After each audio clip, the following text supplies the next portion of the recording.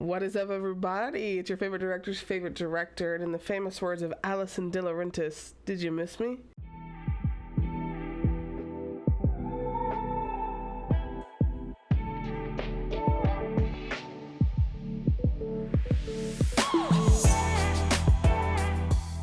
Welcome back to the channel. How are you doing? How are you feeling? How is your mental health? I know that's how we're starting off because that's the only way to start off this episode. I'm excited to be back. I'm always excited to be back. I'm excited to be back. I'm excited to be reacting. We are getting into episode 7 of Monsters. We're doing the damn thing, you guys. We are doing the damn thing. We're speeding through these. Last episode was hectic. Last episode was a lot. Last episode they tried to give Kitty and Hosea a redemption arc. It didn't work. For me at least. So yeah, I think that's pretty much it on last episode. I think if you haven't seen it, go check that out before you watch this one. And I do want to say that I encourage you guys to go watch the series. Like, it's definitely a lot. It's definitely heavy. If the only way you can get through it is with me, that's fine. But if you do want to watch it, I would suggest go watching it on your own. Just because obviously with like copyright and everything, there's a lot of things that I can't put in. I do my best to put in the things that I think are the most important, but I think that knowing the entirety of the story and watching all of it you'd be surprised at what I didn't put in. So yeah. I'm doing good. I'm doing great. I am currently drinking a glass of orange juice, getting ready to watch episode 7. And that's pretty much all that I need in this lifetime right now. So yeah, if you love it here, please don't forget to like, subscribe, comment. If you like hanging out with me, like, subscribe, comment. If you like being a part of the family, like, subscribe, comment. I love to engage in good conversation with great people about great film, great movies, and bad film and bad movies. And so I'm excited, and that is kind of the journey that we're on right now. So if you want to be a part of that, obviously stick around, follow my socials if you haven't already, follow the Patreon if you haven't already. And yeah, let's just connect, guys. I think we should just connect. I think that everything in life right now is just making me want to connect and to dive in. So that is where we're at. Yeah, I think that's all I had to actually say. Without further ado, let's jump right in. We, the jury, find the defendant not guilty. I want to thank you for your service. Not for our family. Mr. Dunn, you will have your time to speak during sentencing. I think, and you guys, did she do it? Yes, she did. I think that the reason why you often find so many people upset about verdicts is because first-degree murder holds a heavier weight and a longer sentencing than involuntary manslaughter. One, you might get, and do not quote me, I'm just gonna use hypotheticals, you might get 5 to 10 years versus first-degree murder, you're getting 25 to life. So you're getting different sentencing time versus like, well, why are you upset? Like, they were found guilty on something, which is true, right? Like, in some way they will serve time, but I also don't think enough time will ever be the thing, right? Especially when we're talking about something like justice, there's just not enough time. Nothing will amount to murder. Nothing will amount to losing a family member. Nothing will amount to losing somebody that you cared about. So it doesn't matter how much time. We just hope that our justice system gives them a long, long time, which is why things like the death penalty were in play for so long. And yeah. He beat my daughter for months and then killed her. He strangled her for 5 minutes. I need you to say that my dad raped you. I don't like this version of events, and I really hope that it's not true. I don't like this because I don't like that, which I know that there is a point in time where they thought that they made up the abuse accusations and it was all alleged because it wasn't proven. But like, this is a lot. I think that like you're discrediting what happened to them by having him ask her to do this. And I did see and I told you guys that I saw that Ryan Murphy interview where he said, you know, we talk about, he said, well, you know, we talk about the abuse for like a lot of the show, but it's like, yeah, but then you go and do shit like this where it's like, were they even abused or not? So it's just like, come on, bro. You want me to say what? I just want you to remember that time that you found me locked in the closet. Yes, how the fuck don't you remember this? That I gave you a handgun? No, just that I asked you for one. Something that happened, you just have to remember that it happened because it did. So this is another form of trying to tell us how much of his dad Lyle has inherited. This is something that his dad would do. I'll pay you to say this happened, to say this happened, to say this happened, to take the fall, to do this, to do this, to do this. And it's also what the defense does. And I don't necessarily know that in this case this is accurate, but it's what the defense does. They'll try to create other stories. They'll try to create other scenarios. They'll try to find a different avenue as to why they did this. The thing though is they don't need another avenue. The abuse was enough, and they just have to. And I think Lyle, and I do know that Lyle said that he would never have talked about the abuse had it not been for ERIK. He would have died. He would have went to the gas chamber to not have to talk about that.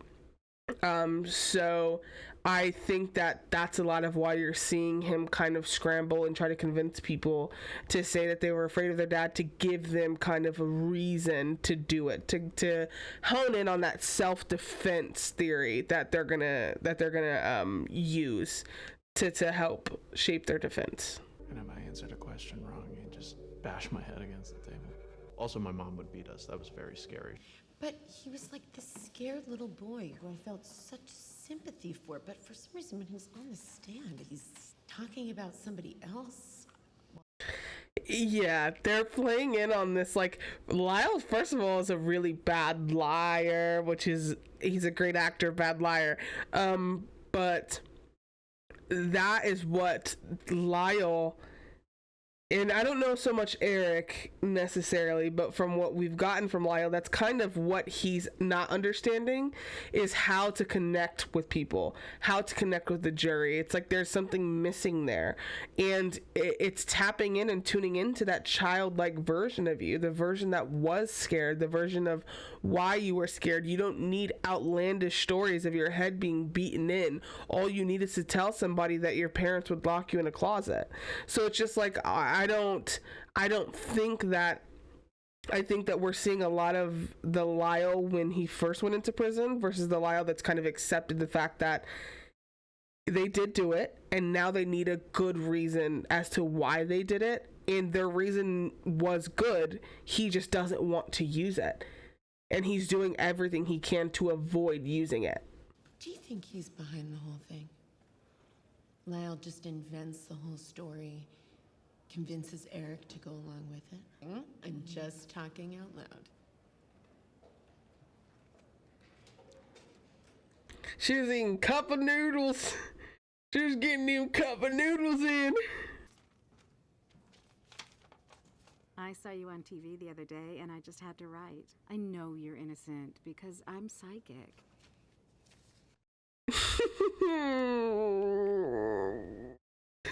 I was like, okay, we haven't seen Juju in a sec. We ain't got nothing spiritual. Then we get this psychic.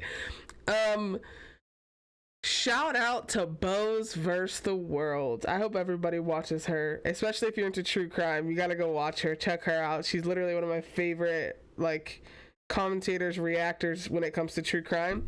But I actually learned from Bose, I believe the word is hybristophiliac, and I could be very, very wrong, and if you know what I'm talking about, just leave the name in the comments. But it's people who are attracted to people who have committed crime. Now in this situation, it's a little tricky, just because we know that they did do it, and then like there was like the sexual abuse that nobody knows about just yet. So as far as this goes, these people are just attracted to them because they killed their parents and they find them attractive. It's like Ted Bundy, where there are those moments of like people reaching out and sending letters and talking about how handsome he is and wanting to date him. Chris Watts was another big one. That was an episode. If you haven't seen it, go check it out. Bose versus the World. She posted, just reading all these letters that people are sending and saying that it was Chris Watts was just another story about a guy who ended up killing his wife and his 2 kids. Essentially to go be in another relationship, but people are saying like, oh, the wife, like she must have made you upset and I see why you did it. So this is, I believe the word is hybristophiliac, when you're attracted to somebody who's committed a crime. And so that's kind of what we're seeing, and kind of the media, right? I believe this was the first case that was ever tried with cameras in the room, like on TV. So I could tell from your eyes the very first time I saw you. Norma? Oh my god, I can't believe this is happening. And now she's making stuff up like I told her to say stuff. You sound hot. They did such a good job in this at making him look like a sociopath, and I hate that so much because I don't think that he was. So they did such a good job though, like he just doesn't care. Jamie's making things up, only talking to girls to help his defense, and I don't know how much of this is true, but I just, based off of what I've been hearing and what you guys have been telling me in the comments, he just doesn't seem like the type, but I guess I could be wrong. I don't know. I just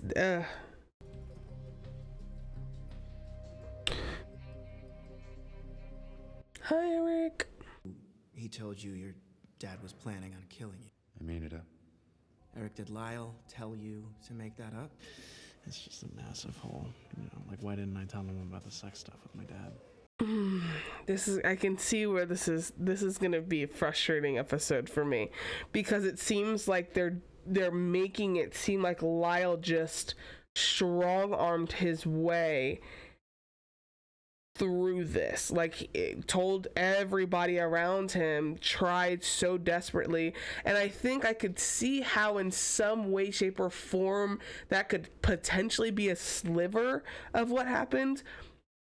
But, and I say that only because he wanted to avoid having to talk about the abuse, but you can see just how much it's destroying Eric. And I think the only time that we are getting the truth is when Eric is talking to the psychologist because he feels safe. And so I think that, as weird as it sounds, and I know that they had different attorneys, but I don't know whether or not they were tried together, and I'm sure I'll find out here pretty soon. But like, it's hurting Eric's case in this situation more than it's helping, because Lyle is doing things that he knows he shouldn't be doing. Like, you don't have any ground or standing to strong arm anybody into helping you right now. Everybody thinks that you're guilty. Nobody's gonna help you. I wish I could write a fucking book. I could even help you write it. I really want you to walk me through that Sunday. Let's just get the fuck out of here. Let's just get the fuck out of here. Meet me at the car. I need you to be there in 1 minute, okay? Stay calm. So what's happening right now is the defense is walking them through, because this is what's going to essentially happen in the trial. They're kind of going over the motions of what the trial is going to feel like. You have the camera there so that they can watch it back and kind of decide. They're prepping them essentially to take the witness stand. And Lyle tends to do these runoffs because he thinks that it's going to help, but it's actually not. Like, you have to, and what Leslie is saying is, we need you to tell us in vivid detail, because when you told us the story the first time, you were believable. And it's not to say that we don't believe him when he talks, but it's like, you were believable. You were in tune with your emotion. You were in touch with your emotions. You allowed fear to take over. You allowed that pain to resurface for you, to tell us what it felt like in those moments. But he's not doing that now. Now he he's kind of got his attention focused on how do we get out? What do I need to say to get us out of here? And because he's so focused on what do I need to say, he's not going to tell the story in the way that it should be told, in the way that makes us go, oh my God, of course you were in fear for your life. That sound like the way that it was told in his episode, essentially. You're never gonna fucking touch my brother ever again. Your brother is my son and I can do whatever I want with him.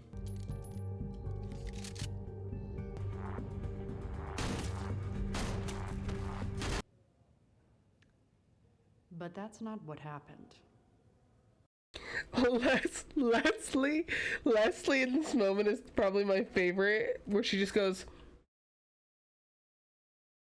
no. She's just kind of like, nobody's gonna believe this story. Literally nobody's gonna believe this story. They were unarmed, their guns were not found next to them. And obviously we know the truth of what happened, so it's just interesting, the events being told by Lyle. Like, he's trying so hard, just tell the truth. And that's what's so crazy, is that's all they're saying to him. Tell the truth. Just tell the truth. You don't need to do all of this extra stuff. I'm trying to get the story straight. No, forget the story. That is my job. You put a shotgun to your mother's face, did you not? Why did you do that? Because she let him rape us. Yes! Thank you.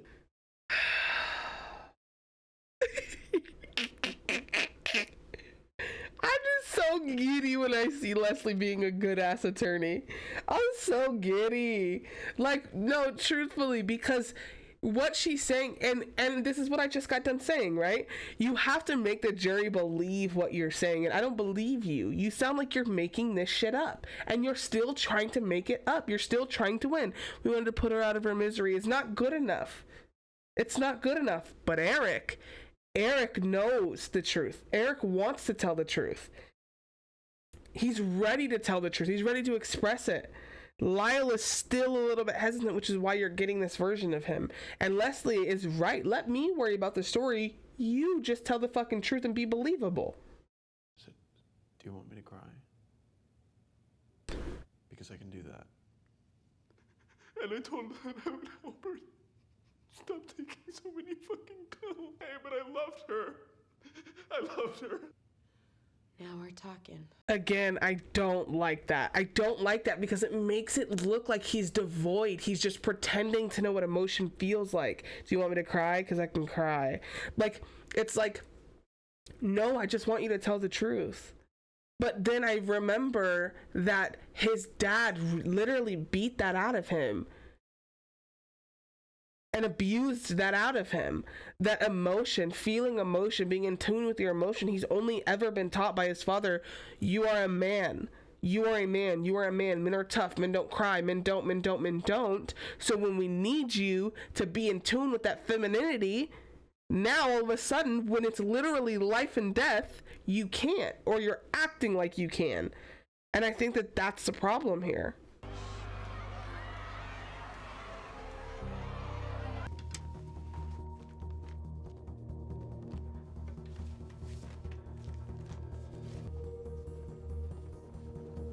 I also think it's really interesting, and I don't know why I just clocked this, but I think it's really interesting that you have two women defending the brothers. Two women, feminine energy defending the brothers, because that's the only thing that's going to get them out of this. They have to be in tune with their feminine energy.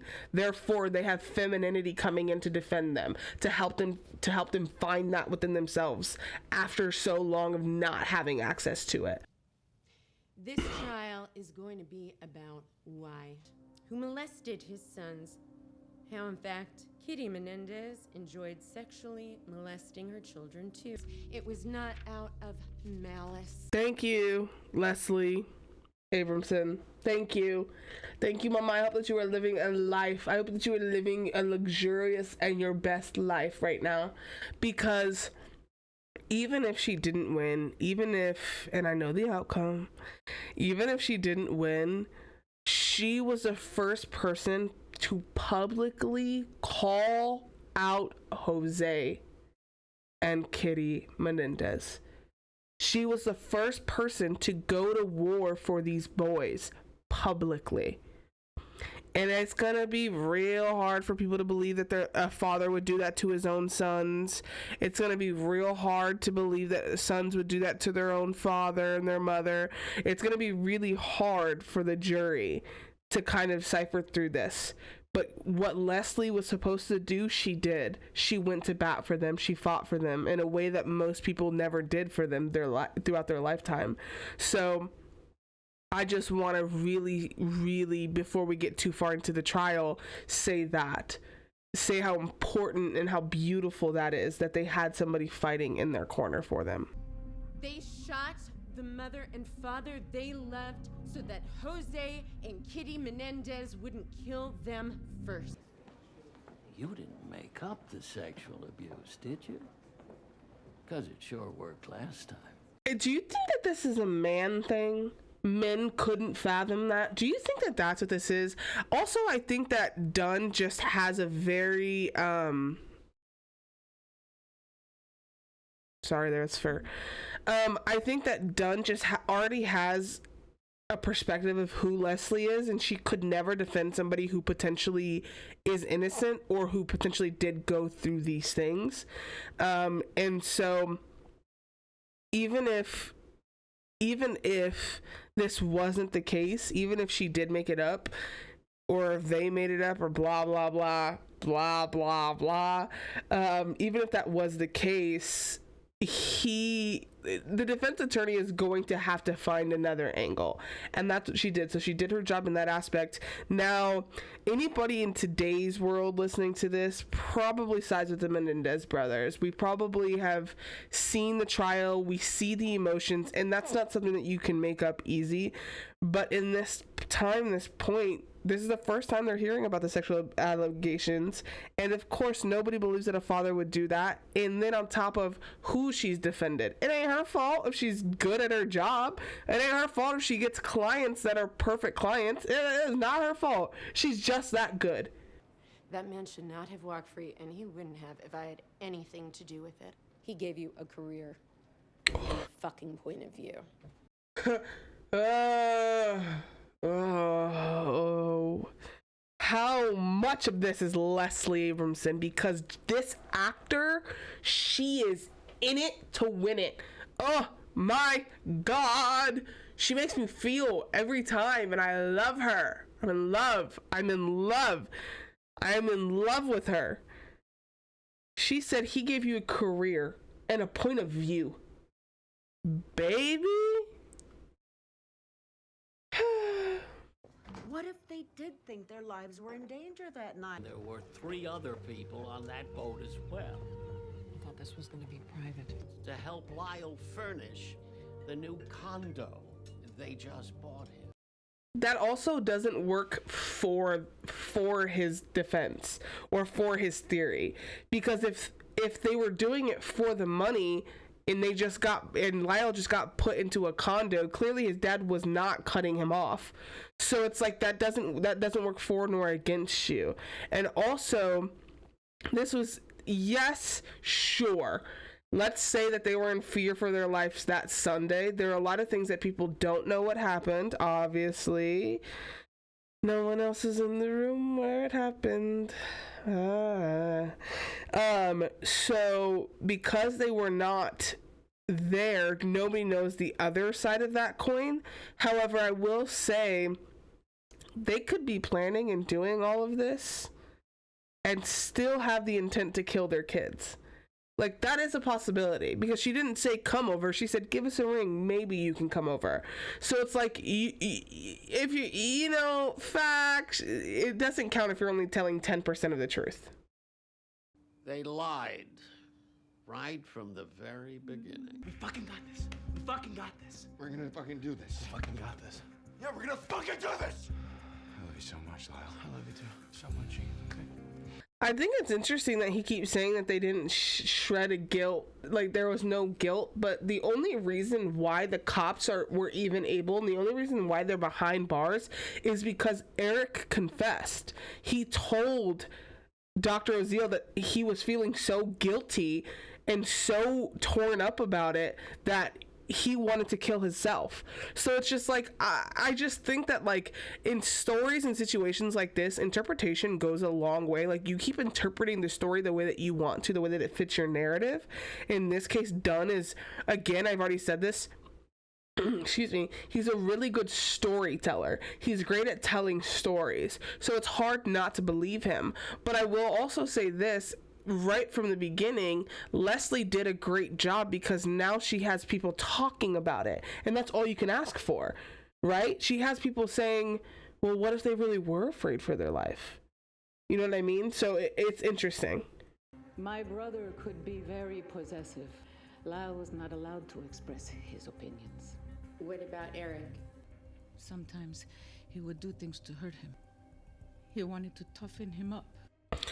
I think that that's interesting too, and this is what I like about this scene, this episode. First of all, also, don't think I haven't caught that it's called Showtime, almost as if it's time to put on a show. When if you're telling the truth, and if what they do is they go up there and tell the truth, there's no show to be told. We're just telling the truth.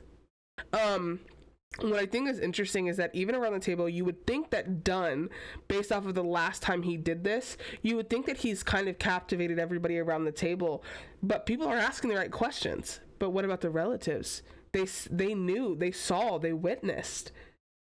What about them? What do you say about that?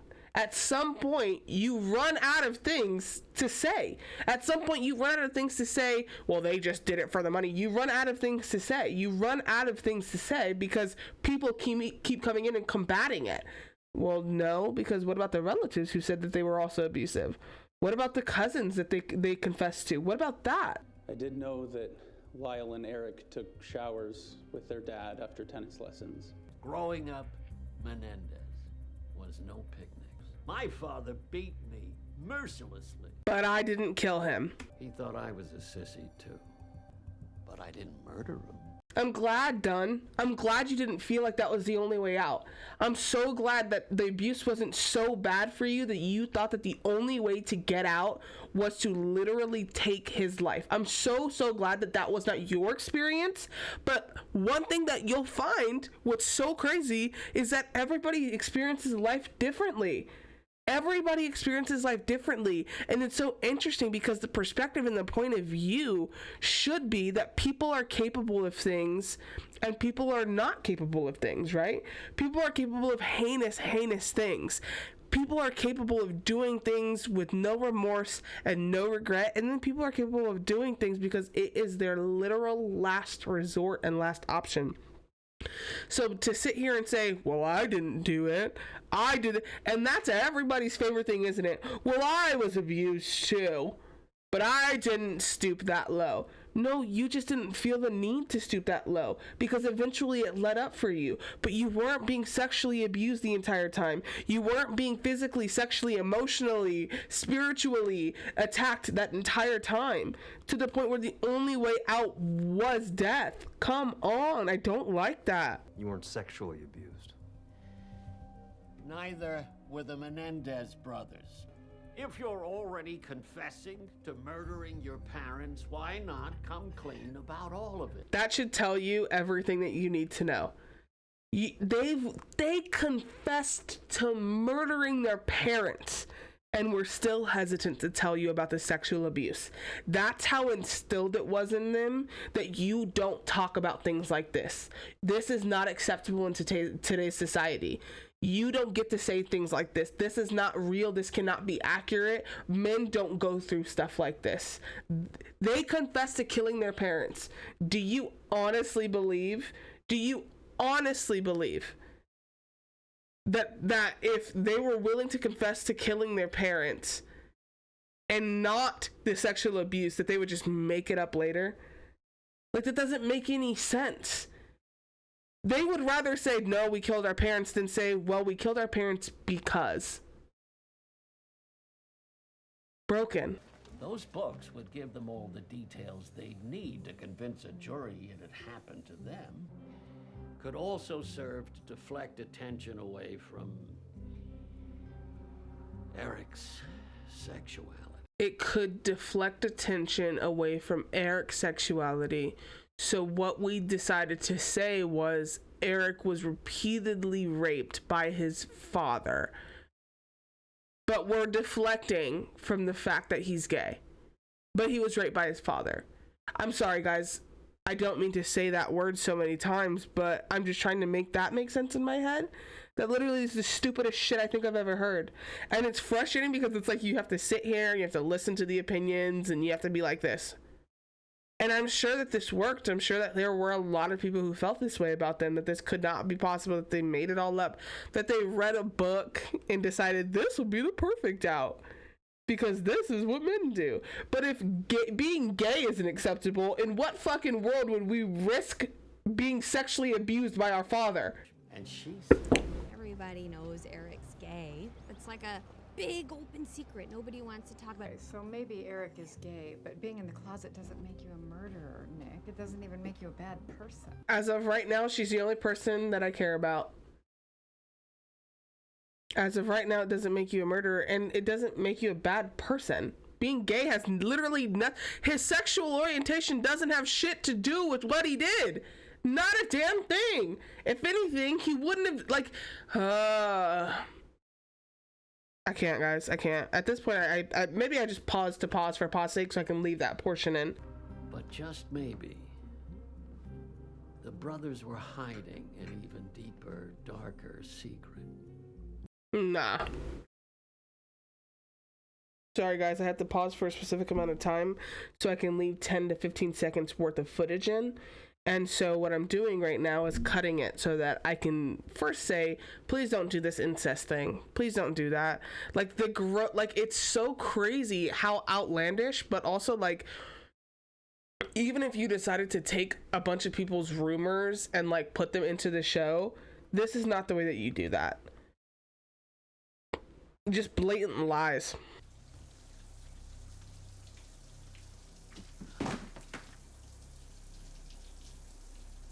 Are you saying that Lyle and Erik were together with each other?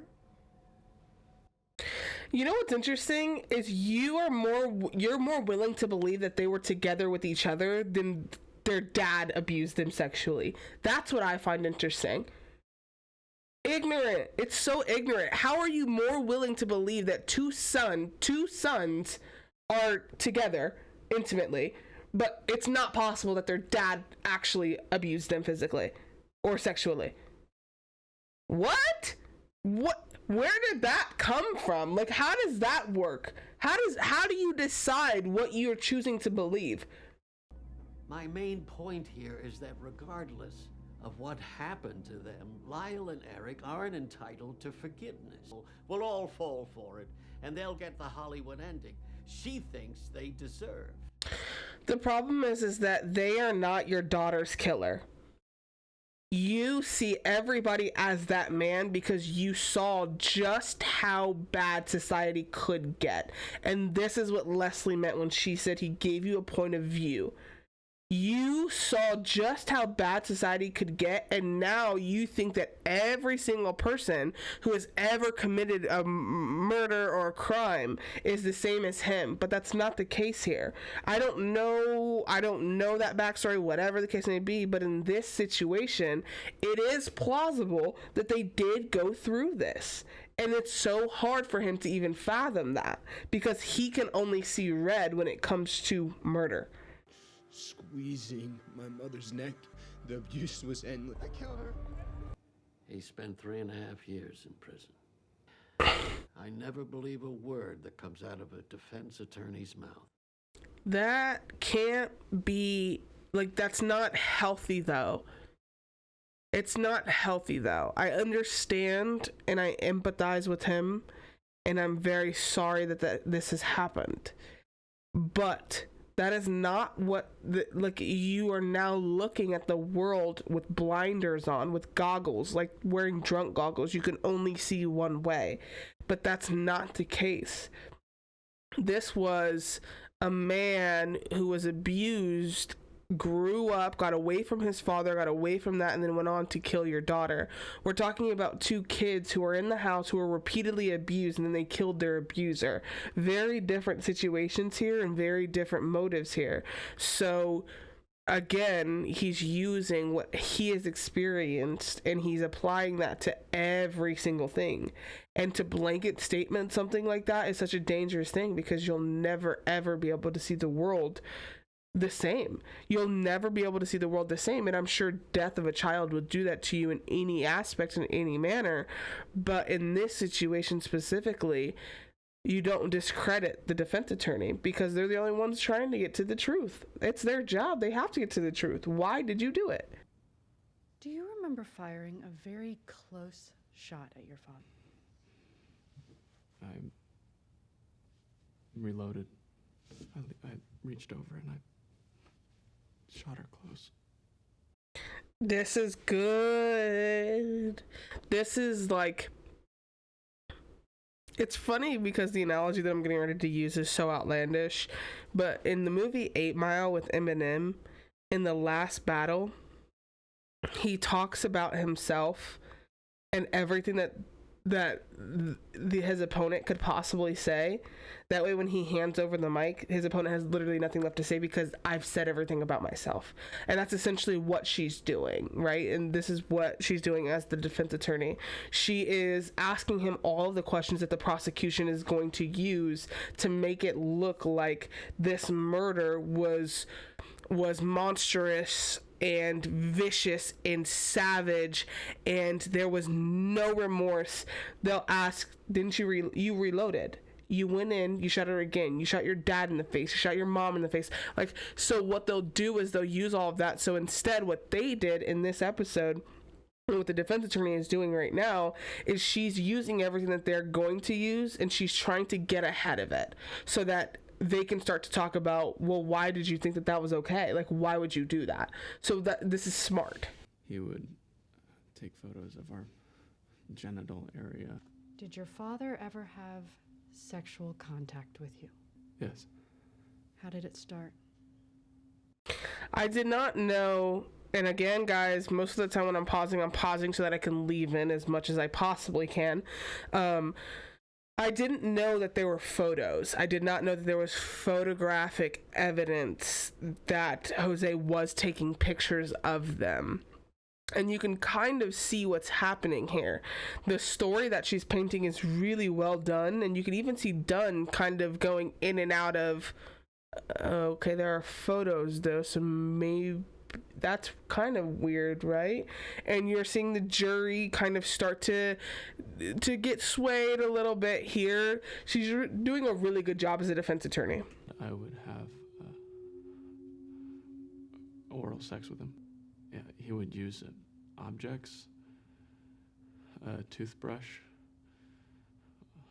and some sort of shaving utensil.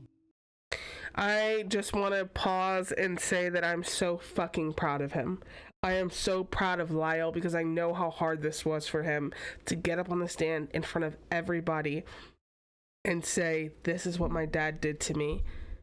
And I don't know, I can't speak to it, but I don't know if it was just for them to not go to prison, but for himself. I'm so proud of him to do this for himself, to be able to speak about it and hopefully find some peace within that. It takes a lot of strength and resilience to be able to say, this is what happened to me. And it doesn't matter who believes you, baby. It does not matter. And I don't know who I'm speaking to right now in this moment. Yeah, okay. Yeah, all right. 2 episodes in a row. It doesn't matter who I'm talking to in this moment. It does not matter if anybody believes you. Okay? The people who need to hear this, and the people who need to know, and the people who do believe you will find you, and they will get to you, and they will advocate, and they will fight for you. Okay? Were you scared? Very. I said that I didn't want to do this and that it hurt. I told her to tell Dad to leave me alone. She said, stop that, and that you're exaggerating, and that your dad has to punish you. Ooh-wee. Just so much pride for him. I'm so proud of him. I'm so proud of him. I know that in some ways this might have been harder for him than it was for ERIK, and not abuse wise, but to speak about it. ERIK has kind of wanted to tell this story for a while, and Lyle has been the one that was like, it's just kind of what happens, you don't talk about it. So I'm just so fucking proud of them. Okay. Did you do something to your brother?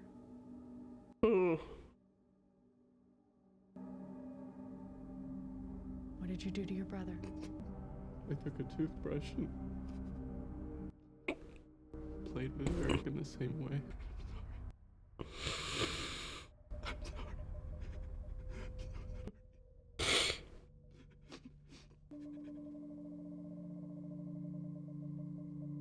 What happened in there? That was unbelievable. Actually unbelievable. In the room. Bought it. Girl! Fuck! Shut up! Literally, shut the fuck up! I get it, this is your job, but seriously, give us all some time to fucking process and grieve. I'm so sorry, you guys. That took a lot out of me. Okay? That was... Wow-wee. I saw that last snippet where they talk about the toothbrush. I saw that. I saw the actual trial footage of that. Oh my god. Oh, these actors. And look at Dunn. Dunn looked over and said, oh my god, these boys are telling the truth.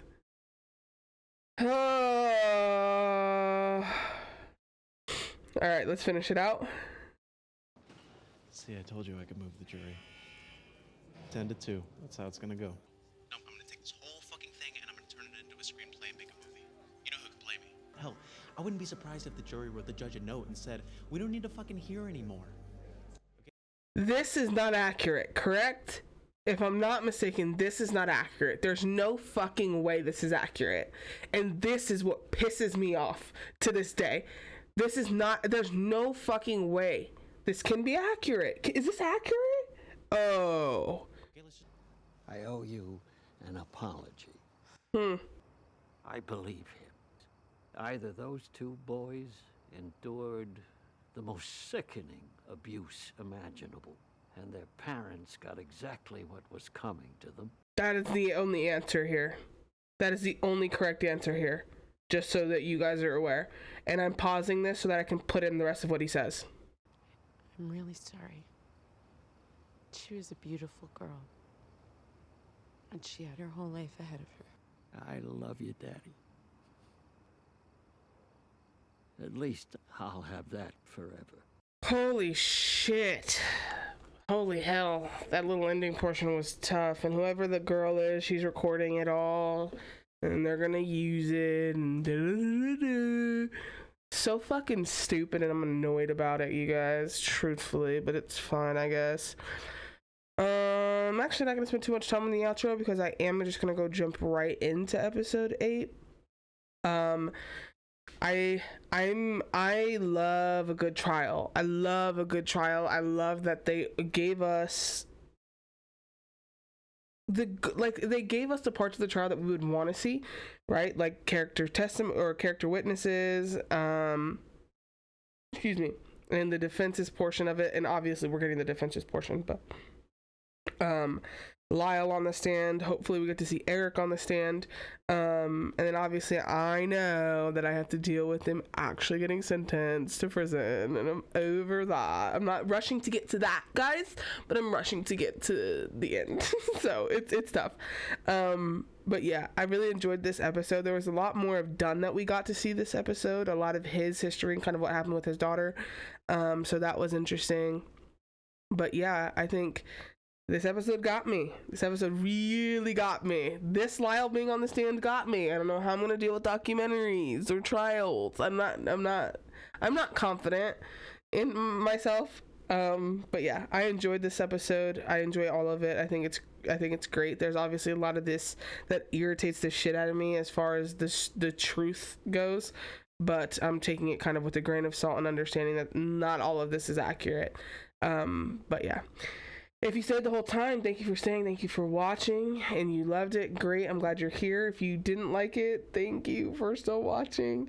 Follow me on all of my socials. That's how you'll kind of keep up with me and what I'm doing, what I'm posting next. We'll do some polls and stuff like that. Follow the Patreon if you haven't already. I get to actually watch my comfort movie, which is Scream, which is ironic. But I will feel better watching my comfort movie and commenting, doing a commentary on that. But I'm going to finish up the series hopefully shortly for you guys so that we can move on to the next thing that's going to probably break my soul emotionally. So yeah.